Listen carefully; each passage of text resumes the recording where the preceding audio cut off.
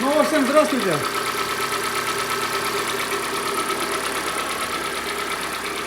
Сегодня у нас Sportage рестайлинг. Год 2014, пробег 71 тысяча по одометру. Ну и на вид, судя по всему, пробег соответствует действительности. По рычагу смотрим, по кнопкам, по всем. Все похоже на правду, как говорится. Не надо судить по себе. Некоторые, конечно же, много ездят по работе, там, за городом где-то живут и так далее, пробег наматывают, а кто-то в городе живет и, там, не знаю, в сельской местности какой-то там в день по 2, по 3, по 4 километра ездит. Ну, естественно, как бы некуда наезжать, поэтому такие пробеги. Как обычно, все это дело позастуковало зимой. Сейчас будем разбирать, дефектовать. Клиент сразу сказал по поводу компенсаторов, что они пробрякивают, простукивают, поэтому будем менять их. Так, далее, что еще? Навесное, естественно, будем смотреть все. Тут навесного не так уж и много, это у нас только помпа да генератор. В принципе, никаких роликов, ничего такого нет. Это уже свежие наши моторы пошли, Sportage 4, там, да, и ролик маленько, опять-таки, подлиннее сделали. Ремень подлиннее сделали, ролик на генераторе или натяжной ролик, там, ну, усложнили, скажем так, чтобы продавать запчасти. Вот и все. Здесь пока все это дело попроще. Давайте будем приступать к разборке и все это дело показывать вам.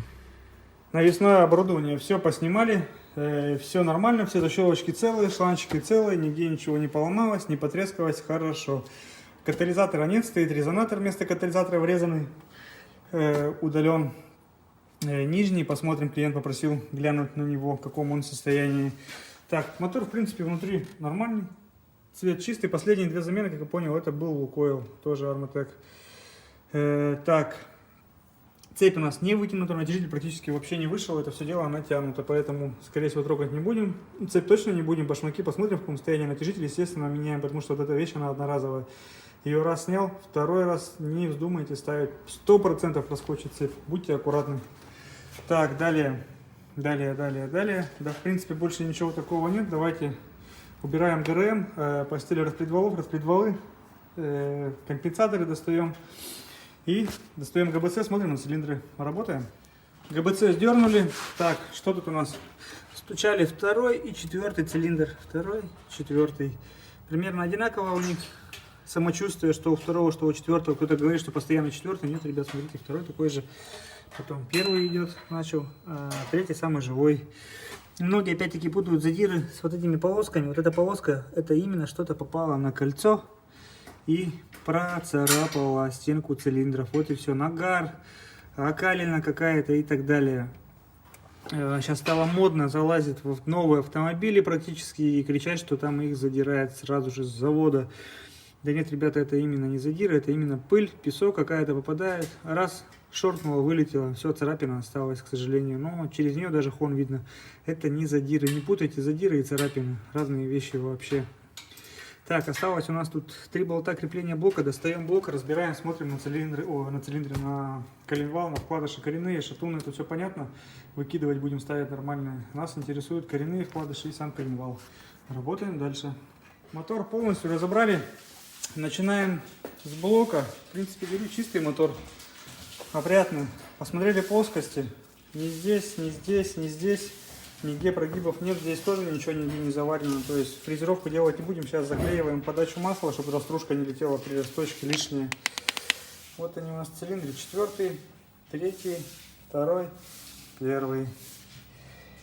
Со стороны впуска это дело выглядит вот так. Ну, росточка выйдет 0,5. Тут как бы видно, ступенька есть, но она не сильно критичная, не сильно большая. По блоку все предельно понятно. Коленвал и коренные шатуны в размере. Вкладыши, но они как будто бы новые, да? Это вот, еще раз говорю, единственная деталь, когда хорошее масло, когда вовремя меняют, когда хорошие масляные фильтра, которые практически не снашиваются, потому что нет прямого контакта колена со вкладышем. Это именно вот коренные вкладыши. Могут миллион пройти, могут и 2. Если хорошее масло. В данном случае вот оно идеально, ни царапки нету, ничего вообще. Зачем их люди меняют, почему их люди меняют, типа освежить, такого понятия я не знаю, не понимаю.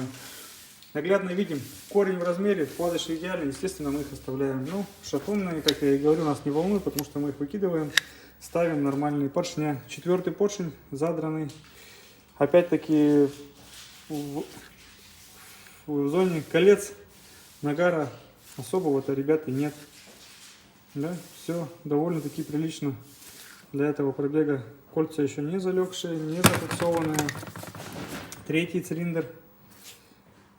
То же самое, просветы, все это дело имеется. И здесь видно, что масло сбежало. Второй цилиндр. Вот так это дело все выглядит. Вкладыши. А так говно, ну, как бы на всех понятно, что говно будет стоять. Первый цилиндр. По факту, по итогу, что мы имеем? Это компенсатор, это шатунные вкладыши, поршня кольца 0,5, натяжитель, комплект прокладок. В принципе, вот и вся история. На этом пока все. Сейчас насос в идеальном состоянии. Тут по вкладышам видно, по распредвалам было видно, что ничего здесь такого нет. Сейчас вставляем список работ запчастей, отправляем клиенту на согласование и будем приступать к ремонту. Ребят, снова всем здравствуйте. Пришло время собирать у нас Sportage белый. Все готово. Блок отмык. Блок у нас расточен. Все замечательно стоят. Маслофорсунки для смазки стенок цилиндров не в дно поршня распыляют, а именно на стенку, на рабочую. Рабочая сторона, это в которую смещен палец, то есть со стороны выпуска она нагружена. Для большей смазки, вот они туда и направляются. Так, далее, поршня у нас автовелтовские, как вы помните, кольца мы автовелт в данное время не используем, вот они у нас тут кучами уже лежат, их хоть выкидывать, некуда ложить. НПР ставим, естественно, по зазорам будем проходиться, 2,5-3 десятки, обязательно промерять перед установкой. В поршнях у нас 4 сотки, остальное также все у нас отмыто, готово лежит. Коленвал сейчас промываем спиртовыми очистителями, хорошо, чтобы не было ни пылинки, ни соринки, продуваем и будем укладывать колено. После этого уже приступать к запрессовке поршневой. Также, естественно, вкладыши шатунные, как вы помните, меняем, эти выкидываем, ставим нормальные. По поводу красных, говорят, плохие. Вот недавно автомобиль нам приезжал, i40. Я изначально думал, там контрактный мотор нет, потом я совсем забыл, клиент мне говорил, и потом напомнил, по гарантии меняли блок, шорт-блок в 2017 году, и там уже стояли красные вкладыши. Ребята, вот видно было, что грязь там полетала довольно-таки хорошо, но их не протерло, ничего, их просто вот этой грязью поело, в принципе, и все, а сами по себе они практически живые были. Поэтому не вижу никаких там плохих последствий. По-моему, прошли там они больше 100 тысяч. Ну, что-то в этих пределах, точно уже не помню. Но, по-моему, в пределах 100 тысяч. Если эти разбираешь, там 1050 они уже протираются, а те нет. Вот такие вот дела. То есть практика показывает, что это, в принципе, хорошие вкладыши. Давайте будем приступать к сборке блока и устанавливать его на автомобиль. Ребят, блок у нас собран и готов к установке. Все, естественно, крутится одной рукой. Сейчас, секунду. Палец режет об шестеренку. Все, естественно, без титанических усилий, все нормально, все хорошо. Так, по зазорам в кольцах все замечательно было, подравнивать ничего нигде не пришлось. В шатунах у нас по 5 соток зазора, то есть это максимум, что можно сделать на стандартных вкладышах. Далее колечко здесь новое стоит, сальник, естественно, коренной новый стоит, оригинальный. Сейчас ставим пластину для автомата и будем монтировать все это дело на автомобиль. Каждый поршень был подписан, соответственно, что? Соответственно, значит, они различаются по диаметру. Первый, второй, все везде стоит на своих местах. Так, вот я хотел посмотреть, как на моторе должен поршень болтаться после расточки. Вот таким это образом выглядит все. Лишнее масло, ничего страшного нет. Лучше уж побольше масла на поршень намазать при запрессовке его в цилиндры, чем наоборот нехватка будет смазки. Сейчас это, естественно, будем убирать перед установкой ГБЦ и обезжиривать. Давайте будем монтировать на автомобиль и покажем вам ГБЦ. Приступаем к работе. Блок установили на автомобиль, трубку прокинули, промежуток провернули, поверхность полностью обезжирили, все готово к установке ГБЦ. Предварительно, естественно, здесь все продули, обдули, всю лишнюю грязь, все это ушло. Здесь, в принципе, все предельно понятно. Клиент попросил смазать раздатку, отодвинули, там столько смазки, что мама не горюй. Кто-то помазал и прям не жалел, он смазка из промежутка вылазит, капитально там намазано, ребятки. Так, ну что, здесь понятно, вот она у нас головка лежит, катализатора, как я говорил, там нет, резонатор стоит, также старая прокладка убрана, ГБЦ ровно, также фрезеровки не надо было, притерто, сальники заменены, ребят. Зазоры здесь выставлять не надо, компенсаторы здесь клиент сразу сказал, что надо новые стоять, побрякивать, постукивают, все это дело. Свечи То есть зазоры все в норме, нигде никакие электроды не сгоревшие, все нормально с ними. Болты мобиловская смазка, чтобы нормально протянуть, не хрустели раньше времени, обезжириваем обычным растворителем, тряпочкой. На раз 5 проходим, раз, два, три, то есть на много слоев ее все это дело убираем, чтобы она прям была кристально чистая. Вот в этих вот местах, это слабые места, в принципе на всех корейцах. И промеж слоев прокладки промазываем герметиком и сверху низу прокладку. Вот это вот уголки. Особенно задний постоянно, потеет там год-два и все, и пошло. И герметик используем Terrains, прокладку, естественно же, оригинальная. Как отличить, я говорил, то есть Kia и Hyundai должны быть размазаны значки и номер партии. Вот она, все это здесь есть. Герметик до конца, до края доходит, то же самое. Главное, ну, естественно, Made in Korea. В принципе, все. Давайте будем пока протягиваем головку, устанавливаем патрубки, все шланги, приворачиваем стартер, датчик коленвала. Ну, тут, в принципе, много чего можно сделать. Кондиционер и так далее. Вплоть до впускного коллектора эту сторону собирать. Приступаем к монтажу головки. Ребят, совсем забыли показать вам ГРМ, но здесь ничего, в принципе, нового. К цепи вопросов не было. Башмаки тоже. Поставили натяжитель от НД мотора. Естественно же, просверлили башмак для смазки. Два колечка, естественно, новых, дабы не было потери давления масла. Обязательно меняйте. В комплекте их нету, в ремкомплекте. Они либо идут с насосом, либо отдельно заказываются. Если насос не меняете, заказывайте отдельно, они стоят небольших денег. Сальники, естественно, тоже новые. У нас компенсаторы все 16 поставили новые. То есть на вид, еще раз говорю, их не определить, какой из них брякает. Если застучал, то меняйте все 16. Не надо экспериментировать там по одному, по два их менять. Будете долго, упорно это разбирать, собирать. Заменили все 16 и забыли. Опять-таки на какое-то время. Естественно, легче все подряд менять. Если была бы уверена, что эти детали, которые вы ставите, новые, оригинальные, пусть они будут хороший дубль, что они там хотя бы 5 лет проходят, да, слов нет, меняли бы все, но гарантии-то никто не дает, что они 5 лет проходят. Возможно, что вот заводская деталь, про муфты, допустим, да, что они гораздо дольше проходят, чем новые, оригинальные. Потому как уже масса, просто уйма было случаев с муфтами, что ставили новые муфты люди. Они стучать начинали через 1000, через 2, причем стучать так страшно, как будто бы шатун провернул. Разбираешь, нет, все нормально. А? Вот такие вот муфты. То же самое с насосами. Люди ставят новые насосы масляные, вот именно на моторах это касается. Проезжает там 1000-2, хоп, давление пропало. Ё-моё, люди начинают уже тоже опять-таки думать на коленвал. Что-то еще, а в итоге-то просто ломается пружинка сброса давления клапана в насосе, вот и все. Потом ее начинают эту пружинку искать, старый насос выкинули и начинает звонить. Ой, в общем, чехарда полная запчастями, будьте аккуратны и бдительны. И не стоит все-таки все подряд менять. Вот такие вот наши убеждения. В принципе, сейчас ставим клапан, крышка, кондиционер, помпа, ну, навесное. Тут час-полтора автомобиль будем запускать.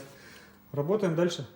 Ребят, автомобиль полностью собрали, давление масла прокачали, как это делается, я думаю, все уже знают. Дроссель помыли, воздушный новый, старый антифриз выкачали, новый залили больше уровня, прокачают, тем более ТНH мотор уйдет. Так, здесь заливается в радиатор, это на i40 через верхний патрубок изначально, здесь все по-нормальному. Ну, опять-таки прокачивается тоже маленько долговато. Ремень, даже надписи не стерлись, в принципе. Так, что еще? Что еще? Да... Больше ничего такого здесь нет, все как у всех. Ремонт вышел, наверное, в районе 120 тысяч, так как меняли компенсаторы за все про все под ключ, масло, антифриз, фильтра все и так далее. Обкатка мотора 3000 км, не более 3000 оборотов. Масло 200-500 км замените, потом раз 7000 менять, опять-таки заливать под допуском, мини-гущу 5-30. На густоту масла очень сильно реагируют компенсаторы. Прямо когда густые масла, они пробрякивают, очень хорошо пробрякивают, особенно на холодную. Не заливайте сюда гуще 5-30 на лето, зимой нулевку 0,20-0,30. Это гораздо продлит жизнь, в принципе, мотору и кольцам, и цилиндрам, и компенсаторам всем те же самым, и муфтам, и цепям. Все это рассчитано на жидкие масла, запомните, пожалуйста. Никакие 5,40, 10,40, 5,50 сюда лить вообще ни в коем образе не нужно. Это все и издержки прошлого. В Жигули раньше 5,50, 10,40, Волги и так далее. Старые какие-то праворукие машины, которые там 89-х годов заливали туда веретеночки такие густые. Нынешние моторы все рассчитаны на жидкие масла, все масляные каналы. Очень маленькие и поджидкие масла. Когда заливают густые масла, они гораздо грубее, гораздо громче работают, учтите это.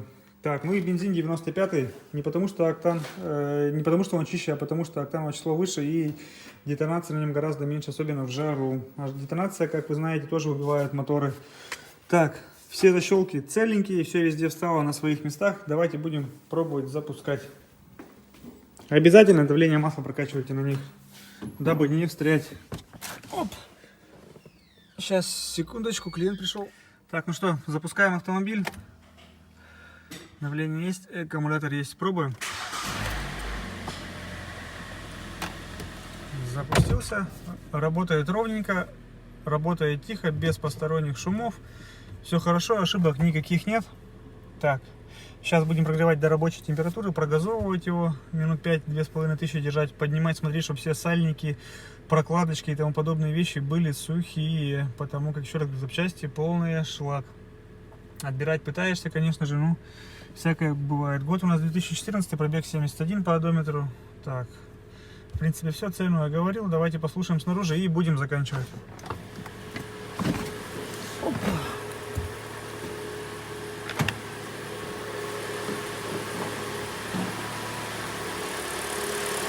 Работает ровно, работает тихо, это самое главное. Ну что, очередной автомобиль восстановили. До новых встреч, до свидания. Обслуживайте свой автомобиль раз 7000. Используйте качественные фильтра, масла, хороший бензин и надеюсь, у вас будет все хорошо.